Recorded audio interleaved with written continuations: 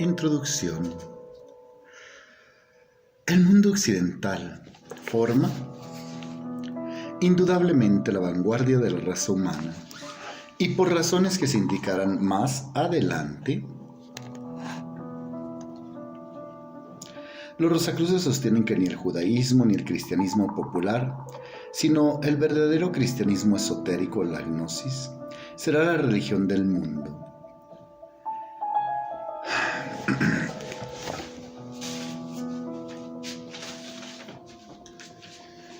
Una vez estaba sentado con el Geyoka de Veracruz en la oficina y me dijo: oye, ¿leíste el libro del Juego Supremo? Le dije: no. Léelo, está bueno, está bueno. ¿Sabes qué es lo que pasa de Don Juan y Gurdjieff? La diferencia.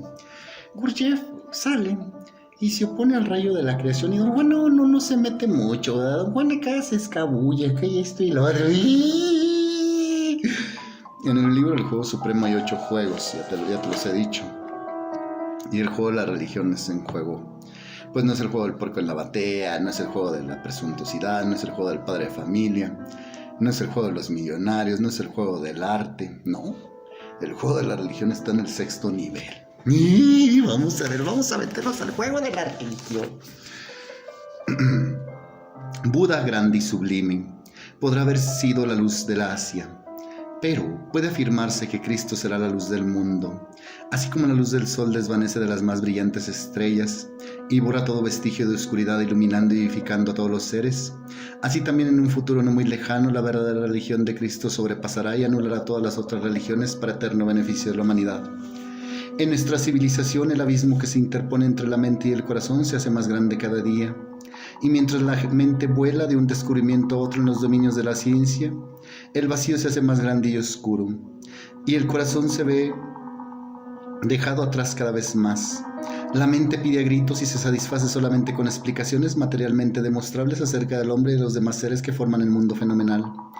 El corazón siente instintivamente que hay algo más grande y aspira hacia aquello, que siente ser una verdad de orden tan elevado que la mente sola no puede alcanzar. El alma humana desearía remontarse sobre las étereas alas de la intuición, desearía bañarse en la fuente de la luz y amor espirituales, pero los puntos de vista científicos modernos han cortado sus alas y permanece encadenada y silenciosa. Las aspiraciones insatisfechas la devoran como el buitre a Prometeo. Fase 2, Prometeo ascendiendo. ¿Es esto necesario? ¿No habrá algún terreno común con el cual puedan encontrarse la cabeza y el corazón, ayudándose la una al otro, haciéndose así más efectivos mutuamente en su investigación por la verdad universal, satisfaciéndose ambos por igual? Tan seguramente que la luz presente creó el ojo que puede verla, tan seguramente como que el deseo primordial de crecimiento creó el sistema digestivo y asimilativo para la realización de aquel fin, tan seguramente como que el pensamiento existió antes que el cerebro, y lo construyó y está aún construyendo para su expresión. El cerebro todavía no está, los 8 neurocircuitos todavía no están.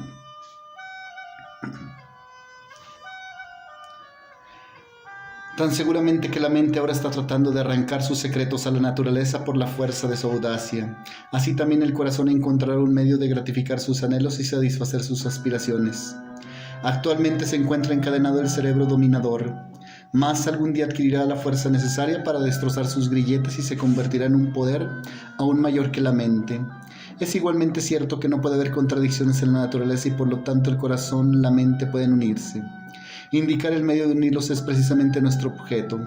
Enseñar cómo y dónde puede penetrar la mente ayudada por la intuición del corazón en los misterios del ser, mucho más profundo de lo que hubiera podido penetrar sola. Mostrar cómo el corazón unido a la mente puede ser resguardado contra el error. Cómo cada poder puede tener plena libertad de acción sin ejercer el uno violencia sobre el otro y satisfaciendo ambos sus aspiraciones.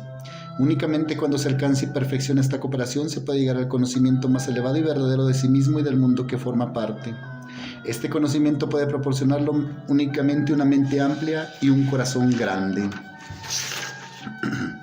Cada cosa o ser que nace parece una vida nueva que viene a existir entre nosotros. Vemos cómo crece y vive la pequeña forma, convirtiéndose paulatinamente en un factor determinante en nuestros días, meses, años. Por último llega un momento en que la forma decae y muere y se desgrega. La vida que vino ignorando nosotros de dónde ha pasado al invisible más allá y con tristeza nos preguntamos de dónde vino, por qué estuvo aquí, a dónde fue. ¡Y qué buenas preguntas! ¿Por qué viniste? ¿Por qué estás aquí en este planeta? ¿A dónde vas a ir? ¡Ay, ojeras! La forma esquelética de la muerte arroja su sombra horrenda sobre todos los umbrales, viejos o jóvenes. Sanos o enfermos, ricos o pobres, todos debemos pasar a través de esa sombra, todos. En todas las edades han escuchado el agonizante grito, la angustiosa pregunta sobre la solución del secreto de la vida. Este es el secreto de la muerte. Por lo que respecta a la gran mayoría de la humanidad, las tres grandes preguntas de dónde venimos, por qué estamos aquí, a dónde vamos, permanecen incontestadas y desgraciadamente se ha hecho ya una opinión aceptada por la mayoría, de que nada podemos conocer definitivamente acerca de estos asuntos tan oscuros y que tanto interesan a la humanidad. Nada más erróneo que semejante idea. Todos y cada uno, sin excepción, pueden capacitarse para obtener informaciones directas y definidas sobre el asunto. Todos pueden investigar el estado del espíritu humano antes del nacimiento y después de la muerte. No hay favoritismo ni se requieren dones especiales. Todos tenemos la facultad inherente de conocer todo eso, pero sí hay un pero, y un pero notable. Esa facultad está en todos y si bien latente en la mayoría se necesita para despertarlo un esfuerzo persistente. Y esto parece algo así como un poderoso disuasivo, si se permite la palabra.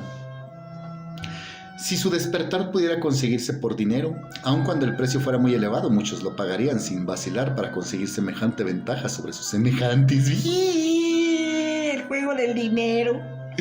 Pero son muy pocos, ciertamente, los que se prestan a vivir la vida que se necesita para despertar aquella facultad. Este despertar se produce únicamente mediante un esfuerzo paciente y perseverante. No puede comprarse, no hay caminos fáciles para llegar a ese despertar. Todos convenimos que para llegar a tocar bien el piano es necesaria la práctica y en que será inútil pensar en ser relojeros si antes no nos sometiéramos al aprendizaje. Pero cuando se trata del alma, de la muerte, del más allá, de las grandes causas, del ser o de cuestiones análogas, muchos creen saber tanto sobre ello como cualquier otro y también creen tener el mismo derecho para emitir una opinión, aun cuando no haya dedicado a esas cuestiones ni una hora de estudio. Hay mucho opinólogo gratis. Es evidente que nadie puede dictaminar seriamente sobre un asunto si no está versado en él. En los casos legales, cuando se necesitan peritos para dictaminar sobre cualquier materia en litigio, se examina en primer lugar su competencia. Sus testimonios no valdrían nada si no prueban su proficiencia y sus conocimientos sobre el asunto objeto de peritaje. Si se encuentran en las condiciones requeridas mediante el estudio y la práctica para emitir un dictamen experto, este será recibido con gran deferencia y respeto. Si el testimonio de un perito es corroborado por el de otros igualmente idóneos, el valor y la veracidad de lo afirmado por el primero aumenta inmensamente. El testimonio irrefutable de un tal experto vale muchísimo más que el de una docena de él o de 1.000.000 de hombres que no saben de lo que están hablando. ¡Y! Todos estoy chutando, ay, pinche youtubers, ¿cómo parecen maestros nomás?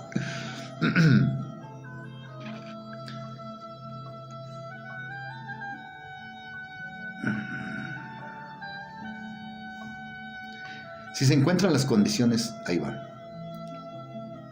Porque nada aún, multiplicado por 1.000.000, sigue siempre siendo nada.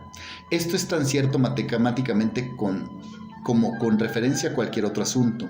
Como ya hemos dicho, reconoceremos estos hechos con toda facilidad en los asuntos de la vida material. Cuando se discute sobre las cosas que están más allá de los sentidos o sobre los mundos suprafísicos, ya quitaré el nombre de incorpóreos, pisos superiores, mundos suprafísicos. Nuevo, actualiza tus neurocircuitos. Mundos suprafísicos, seres suprafísicos, seres supranaturales. Hay mucho que hablar. Cuando hay que probar las relaciones entre Dios y el hombre y los misterios más íntimos de la chispa inmortal de la divinidad, que encierra el alma, entonces todos piden que se escuchen sus opiniones, que se preste toda consideración a sus ideas sobre las cosas espirituales y se les concede igual valor que las emitidas por el sabio que mediante una vida de paciencia, vidas, Hendel, y laboriosa investigación han adquirido sabiduría en estas cosas elevadas. Y aún más, muchos no se contentarán simplemente con pedir igual valor para sus propias opiniones, sino que se mofarán y burlarán de las palabras del sabio, como siempre, tratando de impugnar su testimonio como fraude y con la suprema confianza, la más profunda ignorancia, aseverarán que como ellos no saben nada sobre la materia, es imposible que cualquier otro pueda saber algo. El hombre que comprende su ignorancia ha dado el primer paso hacia el conocimiento. El sendero hacia el conocimiento directo no es fácil. Nada realmente valioso se obtiene sin esfuerzo. Nunca se repetirá demasiado que no existen tales cosas como dones o suerte. Todo lo que uno tiene es el resultado del esfuerzo. Lo que a uno le falta en comparación con el otro está latente en sí mismo y puede desarrollarse empleando los medios apropiados. Si aquel que ha comprendido bien este concepto preguntara qué es lo que debe hacer para obtener el conocimiento directo, y el siguiente relato le dará idea fundamental del ocultismo. Un joven fue a ver a un sabio cierto día y le preguntó: Señor, ¿qué puedo hacer para convertirme en un sabio? El sabio no contestó. El joven, después de haber repetido su pregunta cierto número de veces con parecido resultado, lo dejó y volvió al siguiente día con la misma demanda. No obtuvo tampoco contestación alguna y entonces volvió por tercera vez y repitió su pregunta: Señor, ¿qué debo hacer para convertirme en un sabio? Finalmente el sabio lo atendió y se dirigió al río porque por allí corría. Entró en el agua llevando al joven de la mano. Cuando alcanzaron cierta profundidad, el sabio se apoyó en los hombros del joven y lo sumergió en el agua a pesar de sus esfuerzos para deshacerse de él. Al fin lo dejó salir, y cuando el joven hubo recuperado el aliento, el sabio interrogó: Hijo mío, cuando estabas bajo el agua, ¿qué era lo que más deseabas? Sin vacilar contestó el joven: aire, quería aire. ¿No hubieras preferido mejor riquezas, placeres, poder o amor? ¿No pensaste en ninguna de esas cosas? No, señor, deseaba aire y solo pensaba en el aire que me faltaba, fue la respuesta inmediata. Entonces dijo el sabio: para convertirse en un sabio debes desear la sabiduría con la misma intensidad con que deseabas el aire. Debes luchar por ella y excluir cualquier otro fin de tu vida. Debe ser tu sola y única aspiración día y noche. Si buscas la sabiduría con ese fervor, seguramente te convertirás en un sabio. Ya ves qué fácil. ¡Uy! ¡Qué método tan práctico! Este es el primer requisito fundamental que todo aspirante al conocimiento oculto debe poseer: un deseo ardiente, una sed abrasadora de conocimiento oculto, pero debe ser un deseo intenso de ayudar a la humanidad, un olvido completo de sí mismo para trabajar para los demás. A menos de ser impulsado por tal motivo, el estudio del ocultismo es peligroso.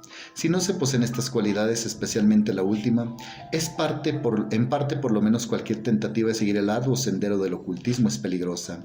Otro requisito para poder aspirar al conocimiento directo, la gnosis, es el estudio del ocultismo indirectamente o de segunda mano.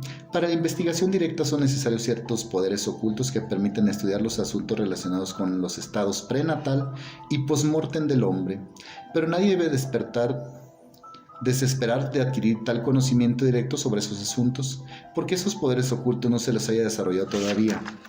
Así como un hombre puede conocer el África, bien yendo allí personalmente o bien leyendo las descripciones hechas por los viajeros que han estado en ella, así también uno puede visitar los reinos suprafísicos si es que ya está calificado para ello, o bien puede estudiar lo que los otros que ya se calificaron a sí mismos dicen como resultado de sus investigaciones. Cristo dijo: la verdad os libertará, pero la verdad no se encuentra enseguida y para siempre. La verdad es eterna y su investigación debe ser eterna también. Y el ocultismo sabe que no se puede dar una creencia de una vez para siempre. Hay ciertas verdades básicas que permanecen siempre las mismas, pero que pueden ser miradas desde muchos puntos de vista, dando cada uno un aspecto particular que complementa las anteriores. Por lo tanto, en lo que en el momento se nos alcanza, no hay tal acabamiento posible de arribar a la última verdad. Aunque este trabajo difiera de otras obras filosóficas, las variaciones son debidas al diferente punto de vista y respetuosamente nos inclinamos ante las conclusiones y las ideas emitidas por otros investigadores. Nuestro mayor deseo es que estos conocimientos se amplíen y engrandezcan las ideas de los estudiantes y las complementen y las ensanchen.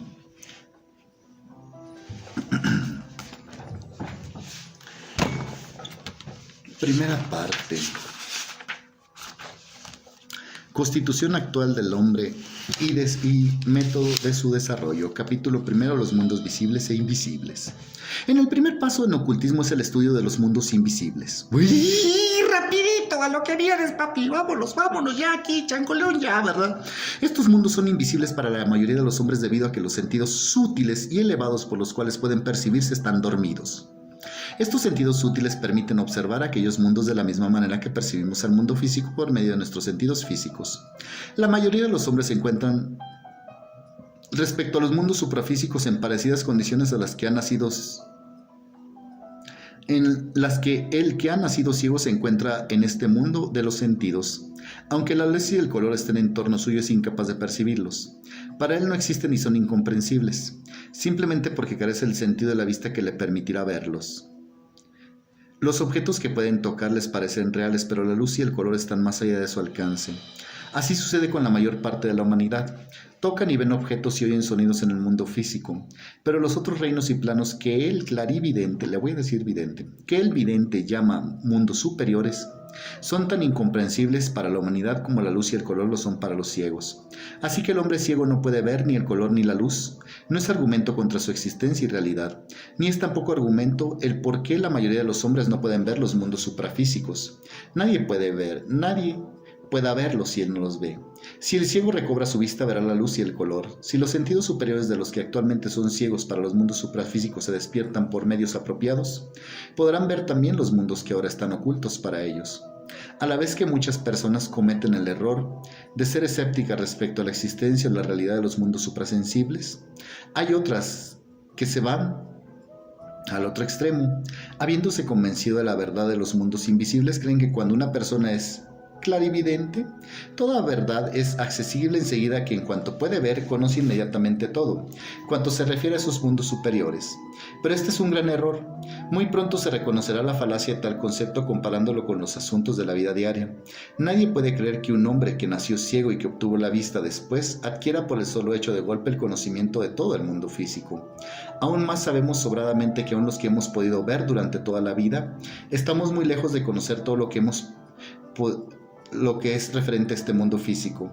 Años enteros de aplicación y de arduos estudios no son necesarios para aún conocer una parte infinitesimal de las cosas que nos rodean en nuestra vida, y siguiendo el aforismo hermético como es arriba es abajo, viceversa, comprenderemos enseguida que lo mismo debe suceder en los mundos superiores. Si bien es cierto que hay muchas más facilidades para adquirir conocimientos en los mundos suprafísicos que en nuestra condición física actual, pero tan grande como para poder eliminar la necesidad de un estudio concentrado, pero no tan grande para poder eliminar la necesidad de un estudio concentrado y la posibilidad humana de equivocarse en sus observaciones.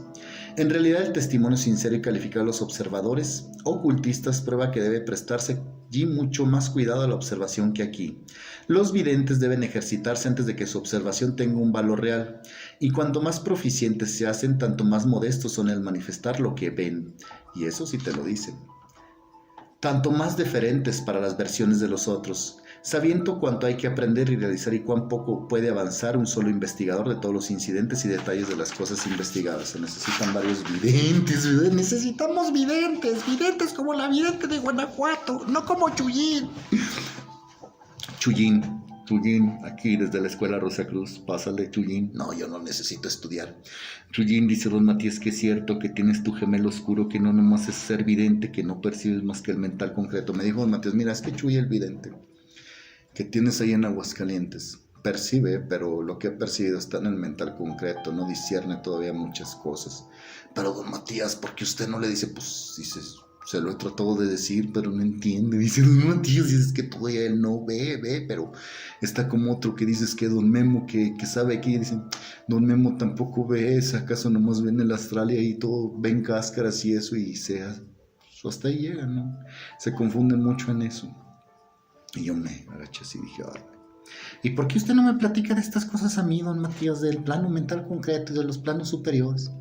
Me dice Matías, pues Pancho, estás como Uspensky Gurdjieff, tanto que escribes y hasta tú mismo todo lo que escribes y no lo comprendes. Y dices que si Uspensky estaba cañón, vea, estaba pesadote así, fuertote, pero nomás acá.